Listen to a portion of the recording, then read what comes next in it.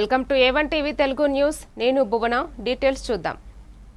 Malkajgiri municipal corporation పరిధిలోని Jawahar Nagar dumping yard శాశ్వత పరిష్కారం కోసం పరిశీలించడానికి ఎంపీ ఈటెల రాజేందర్, ఎమ్మెల్యే మల్లారెడ్డి, కాంగ్రెస్ అధ్యక్షులు తోటకూర వజ్రేష్ యాదవ్, కమిషనర్ వినయ్ కృష్ణారెడ్డి తదితరులు పాల్గొని జవహర్ నగర్ డంపింగ్ యార్డ్ అధికారులతో భేటీ అయ్యారు.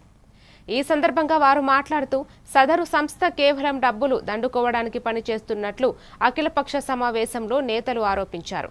కాగా జవహర్ నగర్ డంపింగ్ యార్డు చుట్టూ 10 కిలోమీటర్ల దూరంలో ఎటువంటి దుర్వాసన, భూగర్భ జలాలు విషపూరితంగా మారకుండా చేసే దిశగా అఖిలపక్ష సమావేశం నివేదిక సీఎం దృష్టికి తీసుకువెళ్తామని చెప్పారు. చెట్లు బతకట్లేదు, పశువులు బతకట్లేదు, రేపటి మనుషులు కూడా బతికే పరిస్థితి లేదు.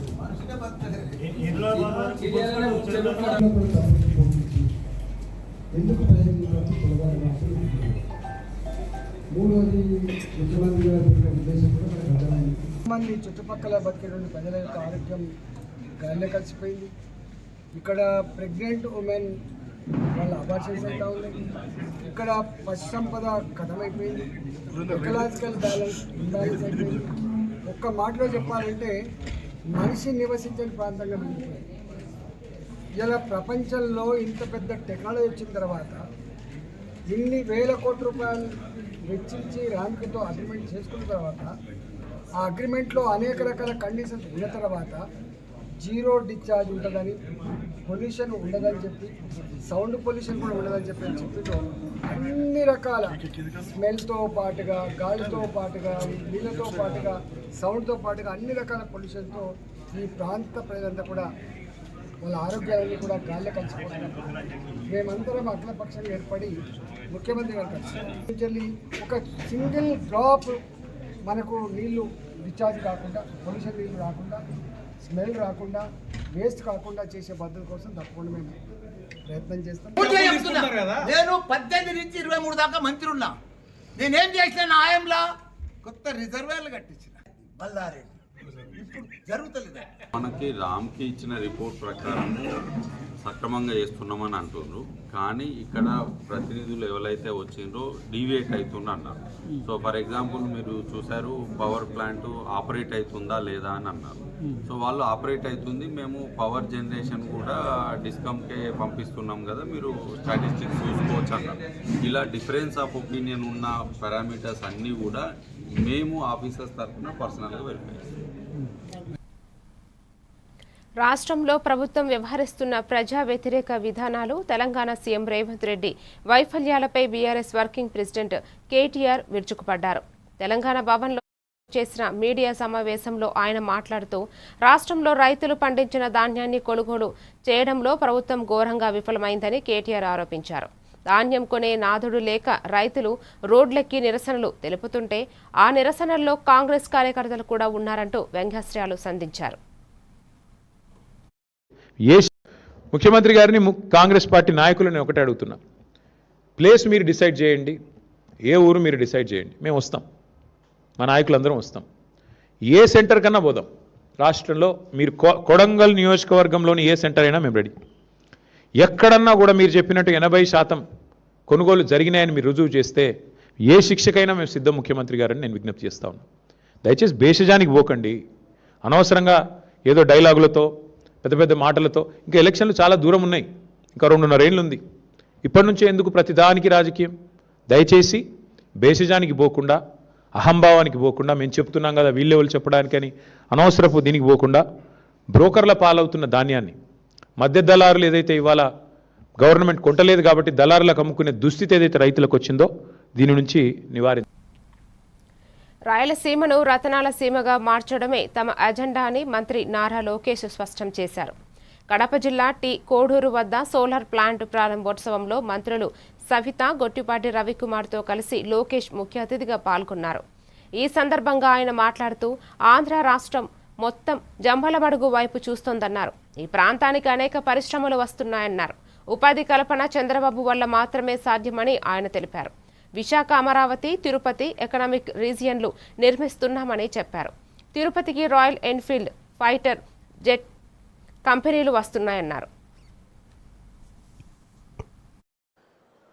He has built the entire ecosystem And he's again been given the opportunity to do that magic, but in a much shorter time in the great state of Andhra Pradesh. We are here building Visakhapatnam economic region, Amravati economic region, and Tirupati economic region.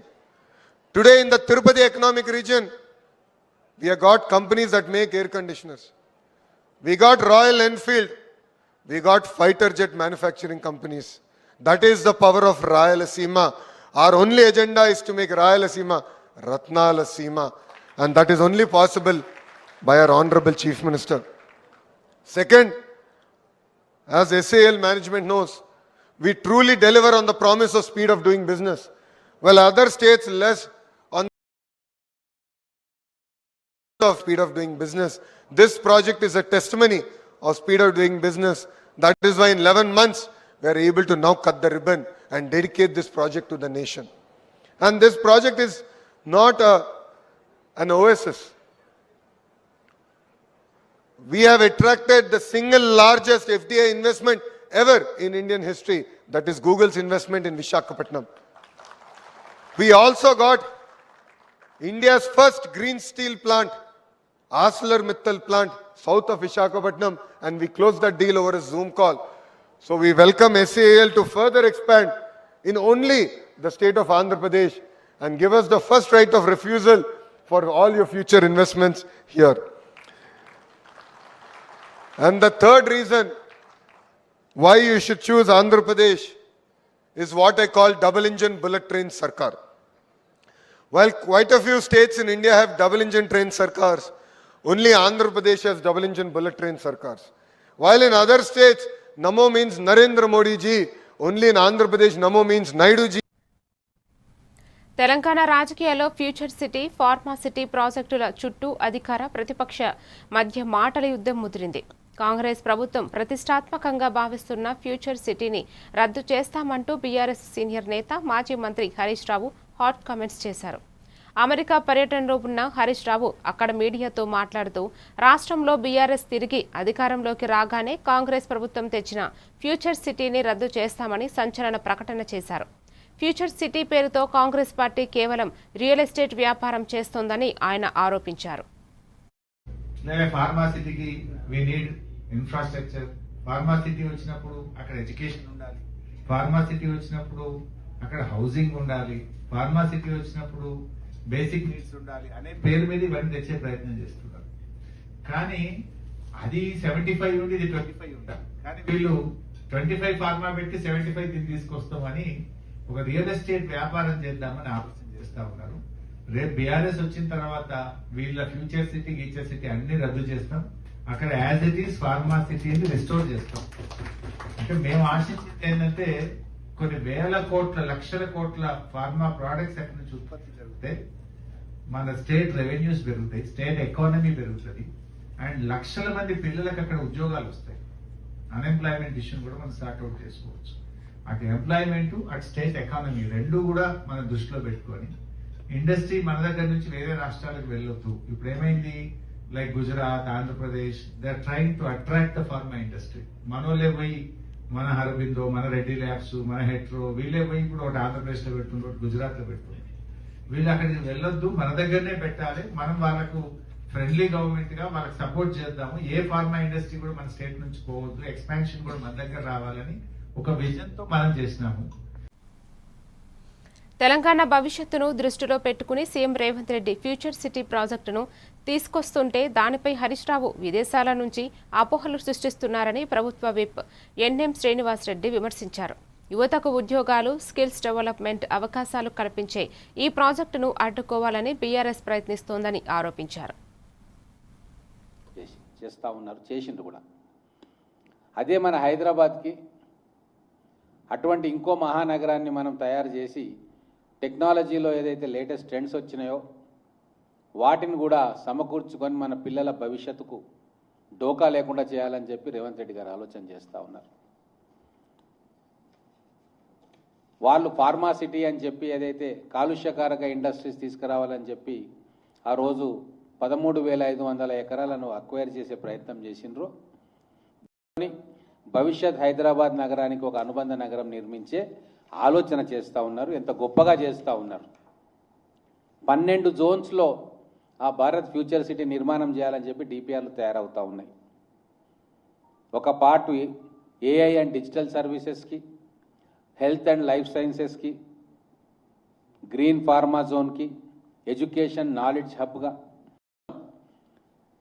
యువకులు ఆత్మహత్య చేసుకున్నారు, శవాల కాడ రాజకీయం చేసిండ్రు, ఆత్మహత్యలకు వీళ్ళు ప్రేరేపించిండ్రు. ఎంతోమంది యువకుల మీద కేసులైనాయి, జైళ్ళకు పోయినరు. వీరు మాత్రం ఏ రోజు కూడా జైళ్ళకు పోలే, లాఠీ చార్జ్ తినలే, దెబ్బలు తినలే. స్టేడియం గ్యాలరీలో కూర్చొని కింద బాక్సింగ్ రింగ్లో జనాలు కొట్లాడుకుంటుంటే ఆనందించే మనస్తత్వం ఉన్న కుటుంబం. అధికారం వచ్చిన తర్వాత అనుభవించిండ్రు. ఉద్యమకారులకు ఒక్క కుర్చీ కూడా ఇయ్యలే, వాళ్ళకు సదుపాయాలు కలిగేలే.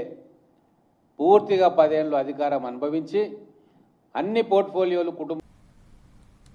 ఆంధ్రప్రదేశ్లోని ఎన్టీఆర్ జిల్లాలో పీఎన్జీ గ్యాస్ విస్తరణపై మంత్రి నాదెండ్ల మనోహర్ సమీక్షా సమావేశం నిర్వహించారు.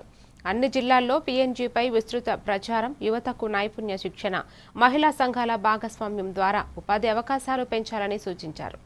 అలాగే ఆలయాల్లో పీఎన్జీ గ్యాస్ వినియోగాన్ని తప్పనిసరి చేయాలని, అద్దె గృహాలకు అనువైన మార్గదర్శకాలు రూపొందించాలని తెలిపారు. గ్యాస్ కంపెనీలు వేగంగా విస్తరణ పనులు చేపట్టాలని మంత్రి ఆదేశించారు.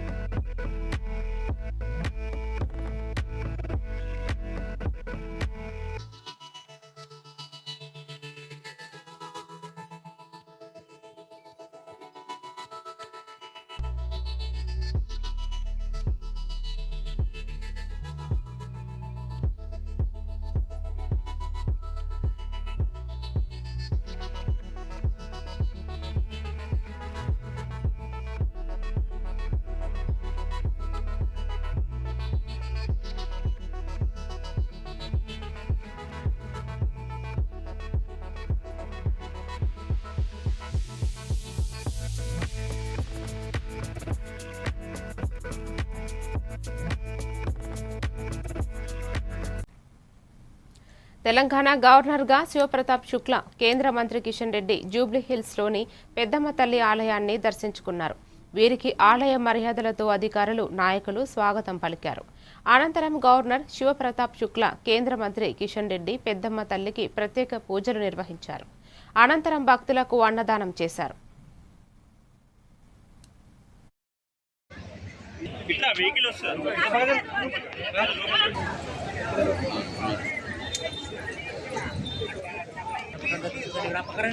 साइड साइड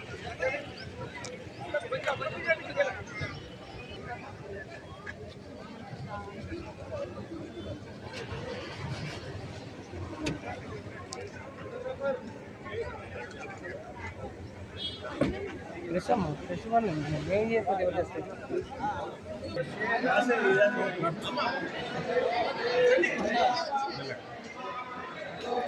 चलिए चलिए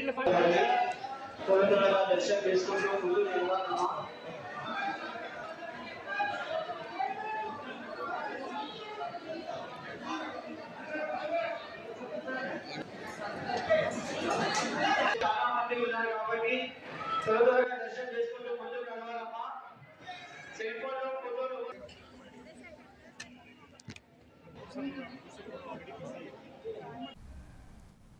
రాష్ట్రంలో రైతులు తీవ్రంగా ఇబ్బంది పడుతున్నా ముఖ్యమంత్రి పట్టించుకోవటం లేదని టీఆర్ఎస్ చీఫ్ కవిత అన్నారు. ధాన్యం, జొన్నలు, పొద్దుతిరుగుడు పంటలు కొనకపోవడంతో రైతులు ఆవేదనతో ఉన్నారని వ్యాఖ్యానించారు. కొనుగోలు కేంద్రాల వద్ద రైతులు చనిపోతుంటే బాధ అనిపిస్తోందని, ఈ ప్రభుత్వానికి బుద్ధి రావాలని, రైతులకు మేలు చేయాలని సచివాలయం వద్ద ధర్నా చేసినట్లు వివరించారు. వెంటనే రైతులు ధాన్యం కొనుగోలు చేయాలని, తరుగు తీయవద్దని డిమాండ్ చేశారు. కొనుగోలు కేంద్రాల వద్ద రైతులు చనిపోతుంటే ఆవేదన కలుగుతోందని చెప్పారు. సచివాలయం ముందు పెద్ద ఎత్తున చేరిన టీఆర్ఎస్ శ్రేణులు కాంగ్రెస్ ప్రభుత్వానికి వ్యతిరేకంగా రైతులకు మద్దతుగా నినాదాలు చేస్తూ రోడ్లపై బైఠాయించారు. దీంతో అక్కడ ఒక్కసారిగా ఉద్రిక్త వాతావరణం నెలకొంది. ధర్నా చేస్తున్న కవితతో పాటు ఇతర ముఖ్య నాయకులను, మహిళా కార్యకర్తలను పోలీసులు అదుపులోకి తీసుకున్నారు.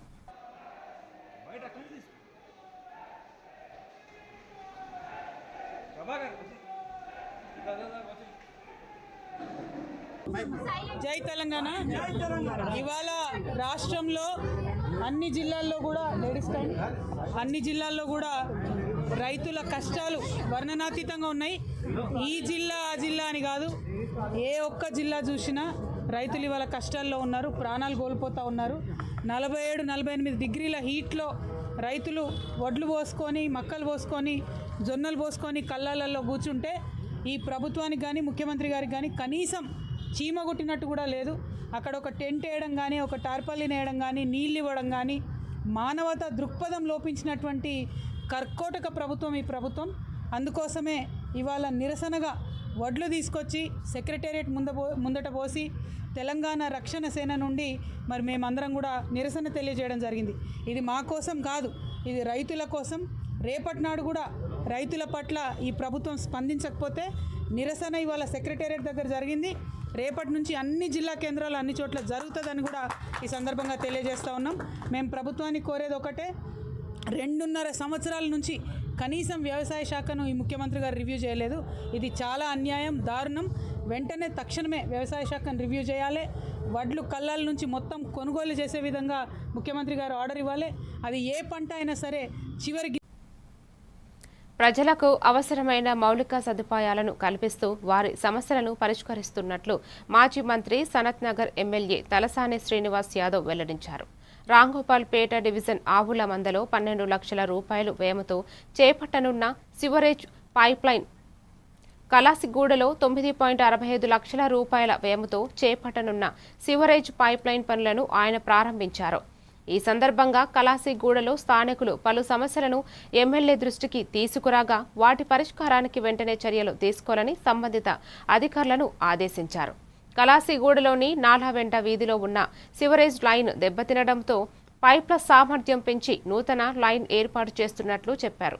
పైప్లైన్ పూర్తయిన అనంతరం సీసీ రోడ్డు నిర్మాణం చేపట్టడం జరుగుతుందని తలసాని తెలిపారు. కాలనీలోని అన్ని అంతర్గత రహదారుల నిర్మాణానికి చర్యలు తీసుకోవాలని ఆదేశించారు.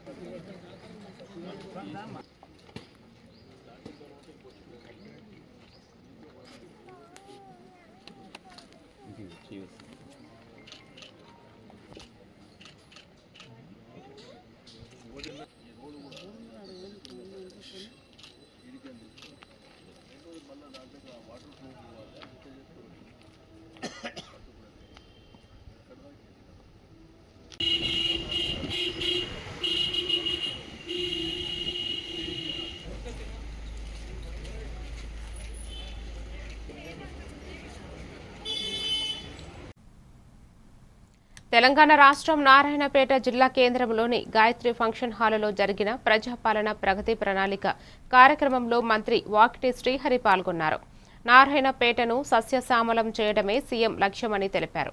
కొడంగల్, నారాయణపేట, మక్తల్ ఎత్తిపోతల పథకం ద్వారా సాగునీరు అందించి వలసలు తగ్గించేందుకు ప్రభుత్వం చర్యలు తీసుకుంటోందని చెప్పారు. ఈ కార్యక్రమంలో దివ్యాంగులకు ఉచితంగా 3 చక్రాల స్కూటీలు పంపిణీ చేశారు.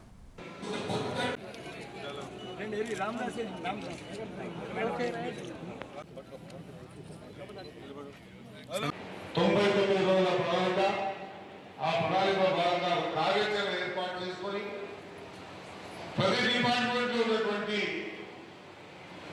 ప్రతి పనిని కూడా ఒక బాధ్యతగా తీసుకొని మనం ముందుకు పోవాల్సిన అవసరం ఎంతైనా ఉంది అనే ఉద్దేశంతో ప్రభుత్వం ఈ కార్యక్రమాన్ని తీసుకున్నాను. నేను అనుకుంటాను నారాయణపేట జిల్లాకు సంబంధించి ప్రతి డిపార్ట్మెంట్ ఇక్కడ కూర్చున్నారు కాబట్టి నేను కలెక్టర్ గారితో మాట తెలియజేస్తున్నాను. నారాయణపేట పట్టాలని చూపించారే తప్ప ఇక్కడ కార్యాచరణ పెట్టలేదు. కానీ మన ముఖ్యమంత్రి గారు మన బిడ్డ, మన పాలమూరు బిడ్డ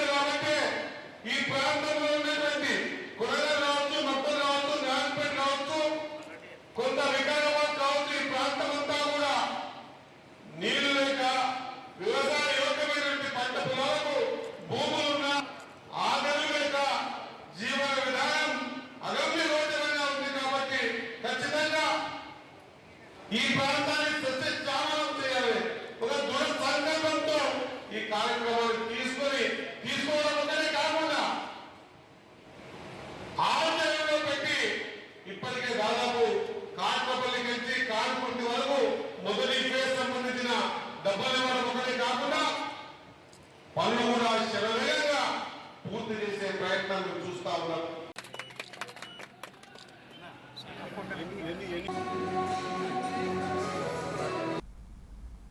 మేడ్చల్ మల్కజ్గిరి జిల్లా డిప్యూటీ కలెక్టర్ వంశీమోహన్ నివాసాల్లో ఏసీబీ సోదాలు నిర్వహించింది. ఆదాయానికి మించి ఆస్తులు కేసు నమోదు చేసి ఆయనకు చెందిన 8 ప్రాంతాల్లో ఏసీబీ అధికారులు సోదాలు నిర్వహించారు. ఏసీబీ అధికారులు వందల కోట్ల రూపాయల విలువైన ఆస్తులను గుర్తించారు. అబ్దుల్లాపూర్ మెట్ పిగ్లీపురంలో 8 ఎకరాల ప్రభుత్వ భూమిని కాజేసినట్లు ఆరోపణలు ఉన్నాయి. భూములను తన మామ పేరు మీద రిజిస్ట్రేషన్ చేయించి ఆ తరువాత రియల్టర్లకు దారాదత్తం చేసినట్లు అధికారులు గుర్తించారు. ఒక రియల్టర్ నుంచి 10 ప్లాట్లు గిఫ్ట్ డీడ్ చేయించుకున్నట్లు ఏసీబీ గుర్తించింది. దీంతో అధికారులు ఆదాయానికి మించి ఆస్తుల కేసును నమోదు చేసి దర్యాప్తు చేపట్టారు.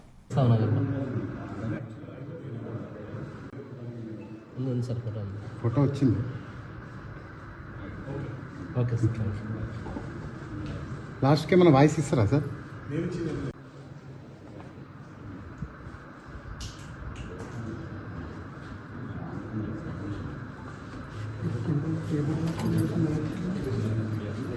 ప్లేస్లో ఉన్నారు సార్.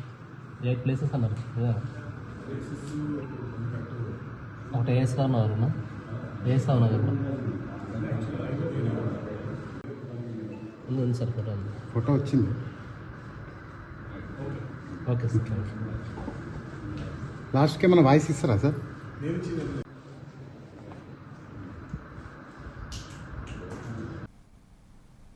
జనగామ జిల్లా చిల్పూర్ మండలం నక్సల్ గ్రామంలో భారీ అగ్ని ప్రమాదం సంభవించింది. ట్రాన్స్ఫార్మర్ నుండి నిప్పు రవ్వలు పడడంతో పంట పొలానికి మంటలంటుకున్నాయి.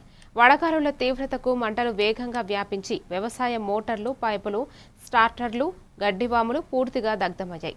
ఈ ప్రమాదంలో సుమారు 10 లక్షల రూపాయలు ఆస్తి నష్టం జరిగినట్లు అంచనా వేస్తున్నారు.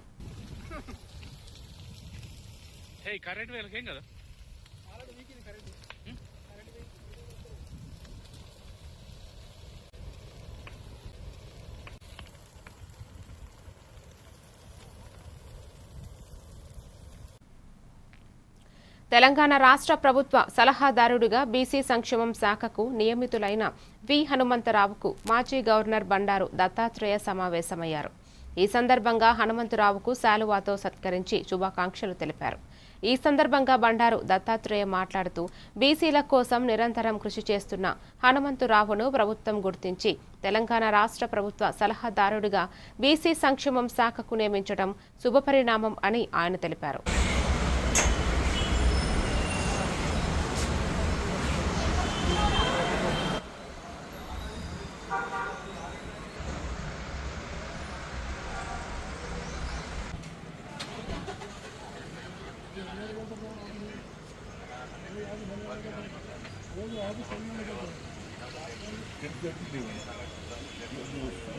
మంత్రివర్యులు సీనియర్ నాయకులు వి హనుమంతరావు గారిని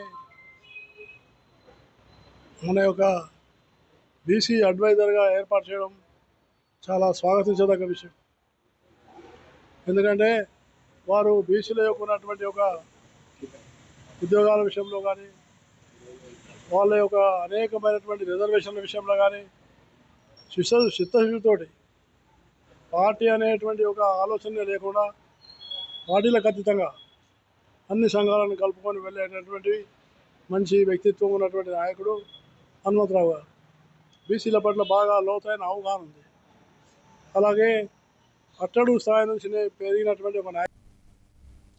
కేంద్ర ఎన్నికల సంఘం శుక్రవారం ఎన్నికల ప్రకటన విడుదల చేసింది.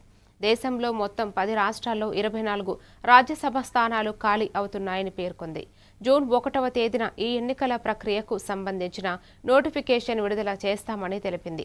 జూన్ 1 నుంచి జూన్ 8 వరకు నామినేషన్ల స్వీకరణ ఉంటుందని పేర్కొంది. జూన్ 9వ తేదీన నామినేషన్ల పరిశీలన జరుగుతుందని, జూన్ 10వ తేదీన నామినేషన్ల ఉపసంహరణకు అవకాశం ఉంటుందని వివరించింది. జూన్ 18వ తేదీన ఎన్నికల పోలింగ్ నిర్వహిస్తోంది. అదే రోజు కౌంటింగ్ నిర్వహించి ఫలితాన్ని ప్రకటిస్తామని కేంద్ర ఎన్నికల సంఘం స్పష్టం చేసింది.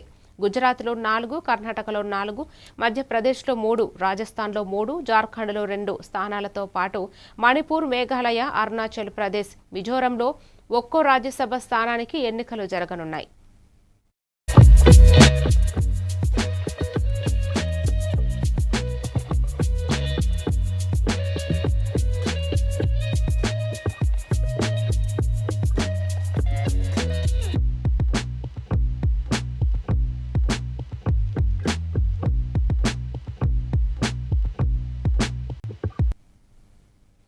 భారత ప్రధాని మోదీ ఇంధన పొదుపు, ఆర్థిక పొదుపు చర్యలపై ఇచ్చిన పిలుపునకు ప్రముఖ నటుడు ఎంఎన్ఎం అధినేత కమల్ హాసన్ పూర్తి మద్దతు ప్రకటించారు. దేశాన్ని ఆర్థిక సంక్షోభం నుండి రక్షించటానికి ఈ తరుణంలో రాజకీయాలకు అతీతంగా ప్రతి ఒక్కరూ జాతీయ బాధ్యతతో వ్యవహరించాలని, వ్యక్తిగత ఇంధన వినియోగాన్ని తగ్గించుకోవాలని ఆయన పిలుపునిచ్చారు. ప్రధాని మోదీ ప్రతిపాదించిన పొదుపు చర్యలను పాటించాల్సిన బాధ్యత పౌరులపై ఉందని తెలుపుతూ ఓ ప్రత్యేక వీడియోను విడుదల చేశారు. More than 60 countries have already imposed energy-saving rules. We recently heard Singapore's Prime Minister asking his people to prepare for tough times ahead. We are a much larger country, and our Prime Minister has asked us to save energy over the next year. In moments like this, national responsibility must rise above party politics. As Mr. Vajpayee famously said, governments will come and go, but the nation shall remain. During the 1962 China War, we donated gold from our homes to support our soldiers fighting at the border. In 1965, when India did not have enough food grains. మరిన్ని details తో మళ్ళీ కలుద్దాం. Keep watching A1 TV Telugu news.